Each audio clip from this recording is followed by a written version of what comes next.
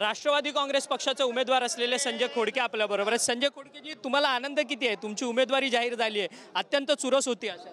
राष्ट्रवादी काँग्रेस पक्षाच्या सर्व नेत्यांचं मी आभार मानतो, त्यांनी मला उमेदवारी दिली आणि विशेषतः अजितदादा असतील, प्रफुल्लभाई पटेल असतील, तटकरे साहेब असतील, त्यानंतर भुजबळ साहेब असतील, सर्व पार्लमेंटरी बोर्ड पार्टीचा छोट्यातला छोटा क्रियाशील कार्यकर्ता याचा मी आभार मानतो।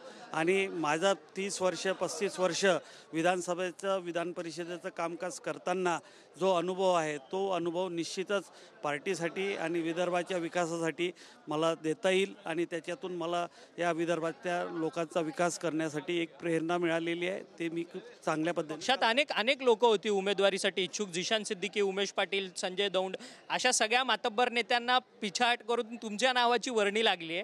काय किमया तुम्ही पडद्यामागे बजवली? नाही, माझी फार काही कोणाशी चर्चा झाली नाही। या तिकीटच्या आधी माझी अजितदादाशी पण एक दिवसही भेट झाली नाही। परंतु मी जवळपास आज जर तुम्ही म्हटलं तर मी 92 पासून पार्टीमध्ये काम करतो, अधिकारी म्हणून काम केलं, नंतर पदाधिकारी म्हणून काम केलं। मी जी काही मला मिळालेलं आहे ते मी निवडून आलेलं आहे। मला पार्टीनं म्हणून देताना हे पहिल्यांदा दिलं आहे, त्याच्यामुळं माझा तो हक्क होता असं मी मानतो।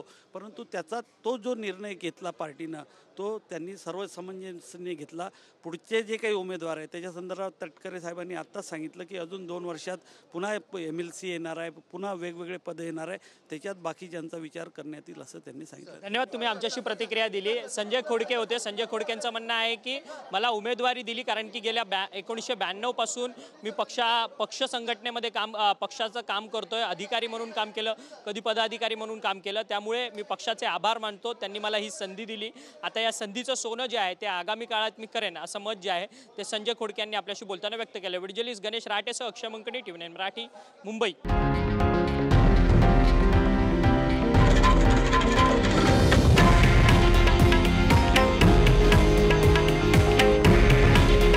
हे आहे देशातील नंबर 1 न्यूज नेटवर्क आणि आपण पाहत आहात TV9 मराठी। काळजी तुमची, हित महाराष्ट्राचं।